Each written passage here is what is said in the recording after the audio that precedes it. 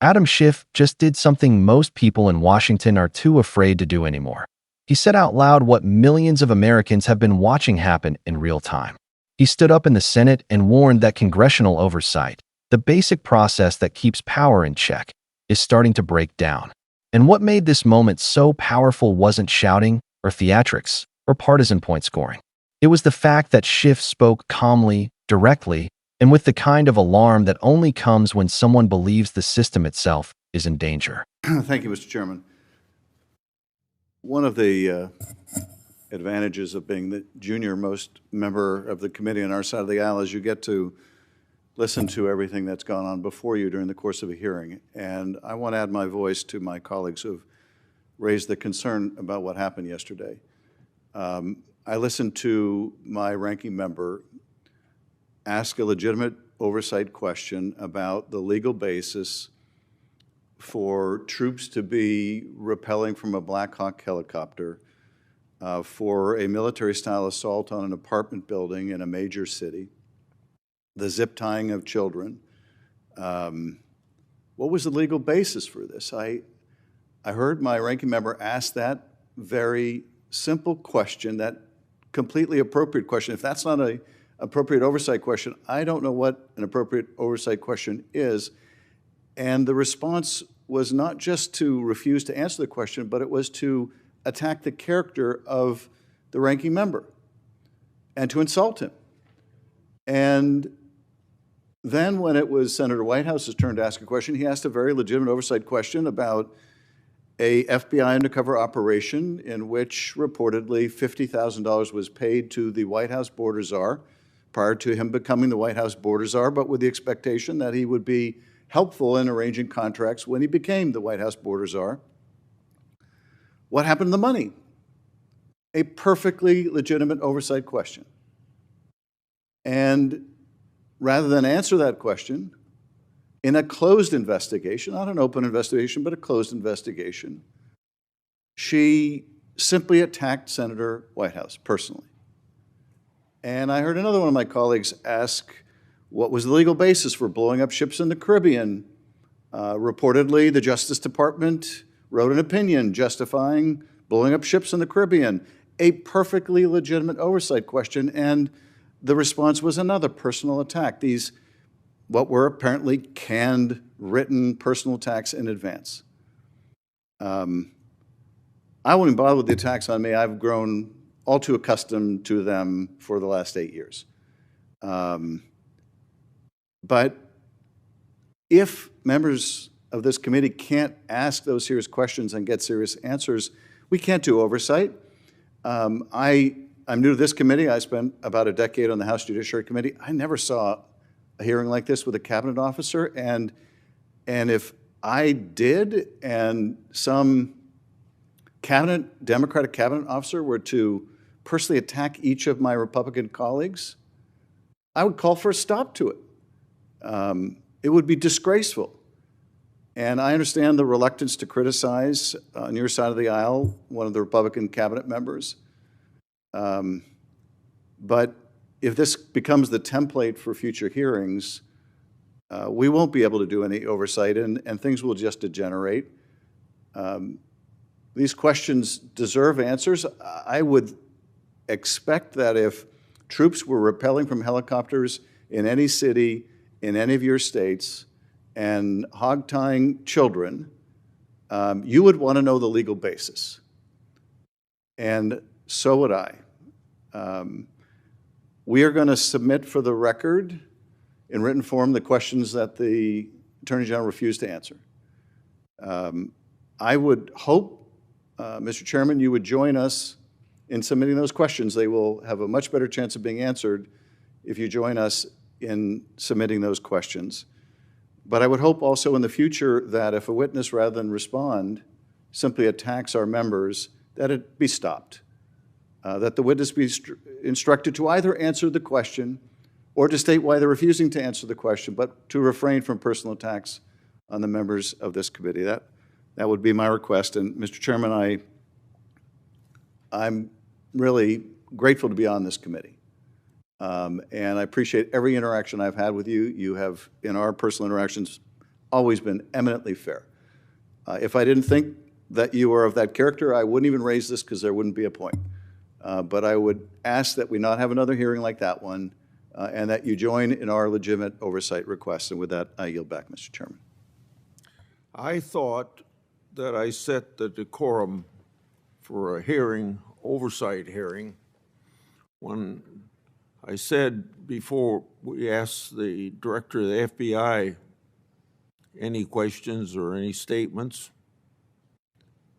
that we should, both sides, treat each other with respect.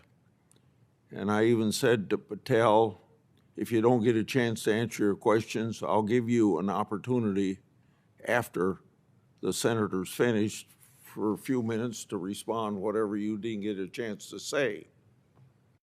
And you know how that meeting turned out. And particularly from your side of the aisle, a lot of strong statements about the FBI director. Whether they were legitimate or not is beside the point. It didn't follow the decorum, and obviously the director of the FBI didn't follow the decorum. So I don't know what more I can do than plead with my people who are fellow senators to follow a certain decorum, and I assume it would be followed on the other side. I don't appreciate the insults that went to Democrat members, particularly where they were wrong, but after seeing how senators handled the FBI director, I guess I felt that just let the show go on the way the senators wanted to go on. And that's what developed as a result of it. That may be a weak excuse for what happened that day, but I thought things didn't work out the way I expected them to when the FBI director was here, and some of the people on your side of the aisle were some of the ones that were screaming and yelling and talking over the FBI director. Meeting adjourned.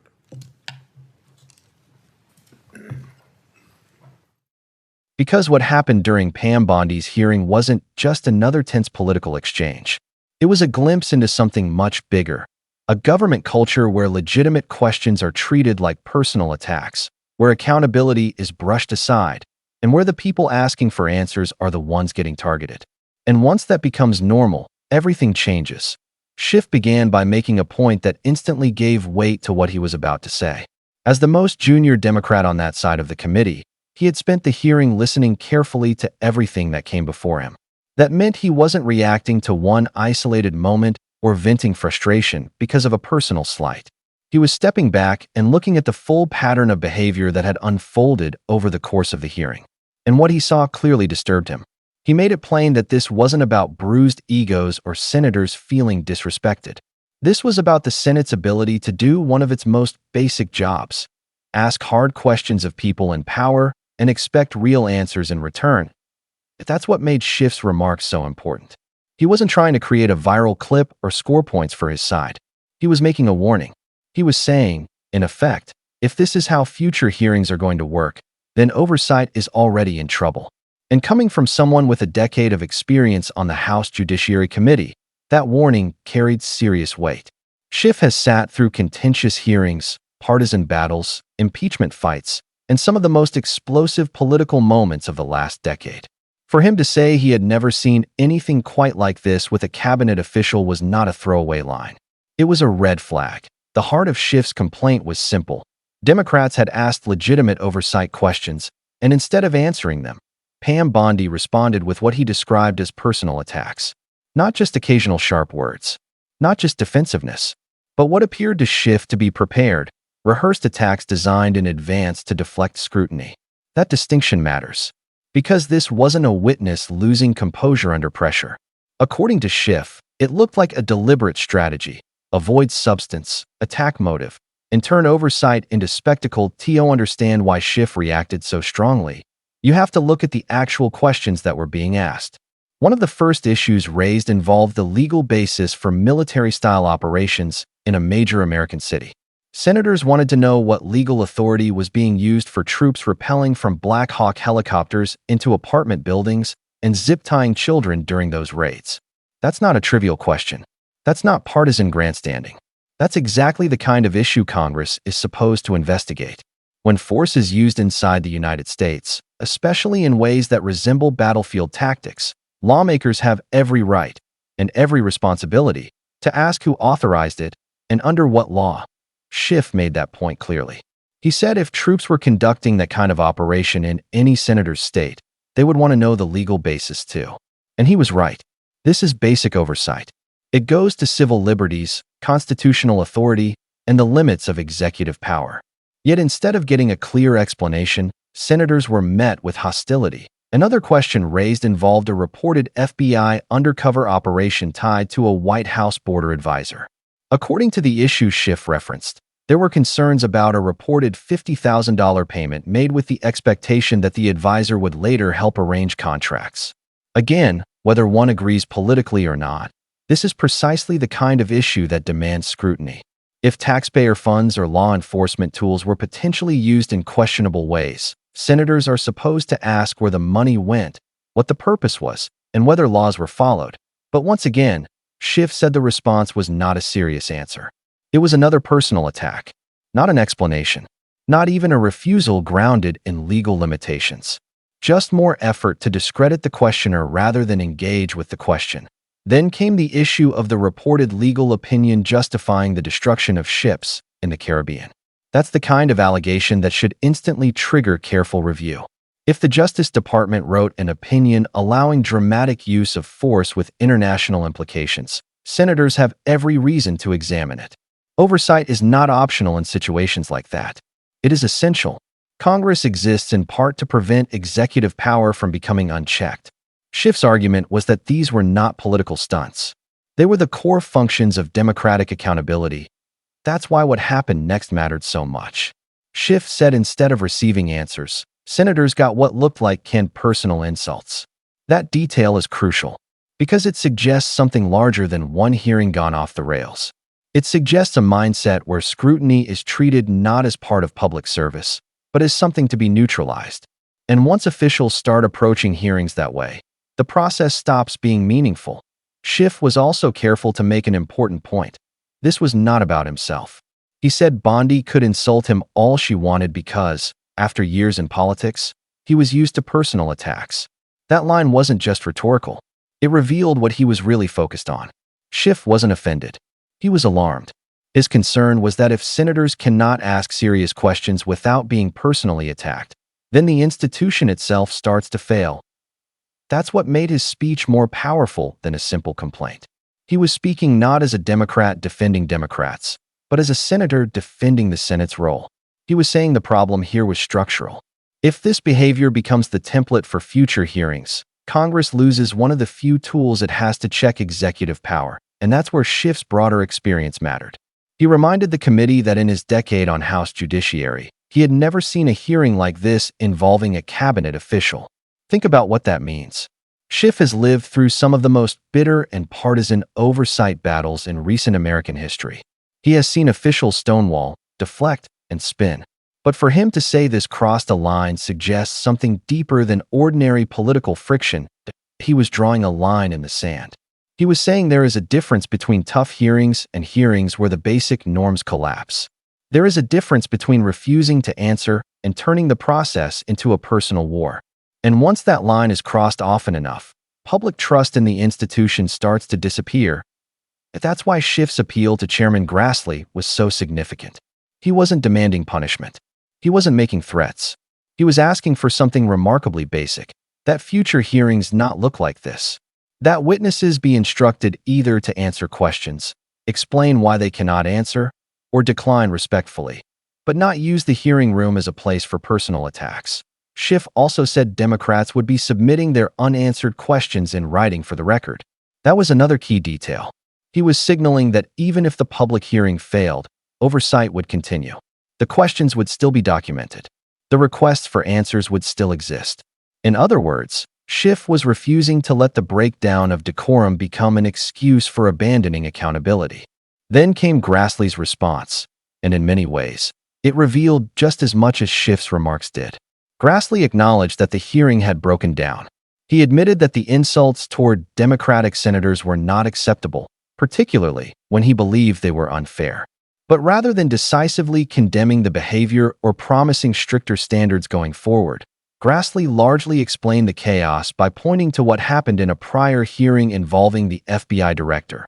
His basic argument was that decorum had already eroded in previous hearings, and that what happened with Bondi was, in part, a continuation of that breakdown. He said he had pleaded for mutual respect before, and things still spiraled. That may have been an honest explanation of his frustration, but it also revealed something troubling, a sense of resignation. And that resignation may have been the most disturbing part of the entire exchange. Because when the chair of a Senate committee effectively says, "This is just how things are now," it sends a message far beyond one hearing. It tells witnesses that the standards are flexible. It tells senators that breakdowns are expected. And it tells the public that institutional dysfunction is becoming normal. That's exactly what Schiff was warning against. Not just Bondi's behavior, but the normalization of contempt for oversight itself. His concern was that once hearings become pure theater, the public loses faith not just in the witness, but in the process. And when that happens often enough, accountability becomes a hollow concept. This is why Schiff's speech resonated beyond party lines. Because at its core, his argument was not about left versus right. It was about whether anyone in power still has to answer serious questions. That principle matters no matter who controls government. Republicans needed oversight when Democrats were in power. Democrats need oversight now. The party shifts. The principle shouldn't. Schiff also touched on something deeper: the slow erosion of democratic norms. Democracies do not usually collapse in dramatic, overnight events. More often, they weaken gradually. Institutions become less trusted. Standards become more flexible. Public officials stop feeling obligated to explain themselves. And citizens begin to accept dysfunction as inevitable. That's why moments like this matter more than they may seem. To some people, this hearing might look like just another loud Washington fight. Another clip in the endless stream of political conflict. But Schiff was trying to make clear that it was more than that. This was a test of whether the Senate still sees itself as a serious oversight body, or whether it is sliding into performative chaos. Pam Bondi may have believed that going on offense was politically effective. In today's media environment, sharp attacks and defiance often play well with partisan audiences. But Schiff's point was that this kind of short-term political strategy carries long-term institutional costs. Every time a public official dodges scrutiny through insults, the message becomes clearer: accountability is optional if you have enough power. And that should worry everyone. Because oversight is not some technical procedural issue that only matters to lawmakers and political junkies. It is one of the few mechanisms ordinary citizens have to know what their government is doing. Hearings matter because they force information into public view. They create records. They establish responsibility. They allow questions that otherwise might never be asked. When that process is weakened, citizens lose visibility. They lose leverage. And eventually, they lose trust. That is why Schiff's speech was so important. He was trying to pull attention back to first principles, to remind both senators and the public that these hearings are supposed to mean something. That questions about military raids, federal money, and legal authority are not partisan talking points. They are exactly what Congress exists to examine. His closing message carried that same seriousness. He thanked Grassley personally and respectfully, making clear that this was not a personal attack on the chairman. In fact, Schiff said he was only raising the issue because he believed Grassley was fair-minded enough to hear it. That detail mattered. Schiff was not trying to escalate conflict. He was trying to prevent future collapse. That may be what made the moment so striking. In a political culture increasingly driven by outrage, Schiff's speech stood out because it was measured. He did not scream. He did not posture. He simply laid out the danger with clarity. And sometimes, calm warnings are more powerful than dramatic confrontations, because what he was really saying was this: if we stop expecting answers, if we accept contempt as normal, if we allow institutions to become shells of themselves, then the damage will not show up all at once. It will happen slowly, hearing by hearing, norm by norm, silence by silence. That's why this moment matters. Not because Adam Schiff and Pam Bondi had a clash, not because one side scored points, but because it revealed something essential about where American governance may be headed. A Senate hearing is supposed to be one of the clearest examples of public accountability in action. If even that space becomes dominated by personal attacks and excuses, then the warning lights should be flashing for everyone. Schiff understood that. That's why he spoke up. He was not just defending his colleagues. He was defending the idea that public service still requires public answers, that hearings should still be about facts, that power should still be questioned, and that democratic institutions only survive if people inside them are willing to protect their purpose. This wasn't just another hearing recap. It was a reminder that accountability is never automatic. It has to be defended, often in uncomfortable moments, often when it would be easier to stay quiet. Schiff chose not to stay quiet. He drew attention to something many people might otherwise dismiss as routine dysfunction. And in doing so, he forced a larger question into the open. If Congress cannot demand answers here, then where can it? That question is bigger than one nominee, one hearing, or one administration. It goes to the heart of whether institutions still work the way they were designed to, whether oversight still has teeth, whether public officials still feel answerable to the people, and whether citizens are willing to pay attention when those lines begin to blur. Because Schiff was right about one thing above all: this cannot become the template. Once contempt replaces accountability, the damage spreads quickly. The public grows cynical. Leaders grow bolder. Institutions grow weaker. And what once felt unthinkable starts to feel routine. That is exactly how trust erodes. Exactly how standards fall. Exactly how systems drift away from the people they were built to serve. And that's why this moment deserves attention. Not because it was loud, but because it revealed something quiet and dangerous happening underneath. The slow normalization of dysfunction. Schiff saw it. He said it. And now the bigger question is whether anyone else in power is willing to treat that warning with the seriousness it deserves. If you care about real accountability, honest political breakdowns, and the moments that reveal what's really happening behind the headlines, make sure you subscribe to the channel, turn on notifications, and stay with us for more in-depth coverage. Because the biggest fights in Washington are often not just about policy. They're about whether the system still works for the people it's supposed to serve.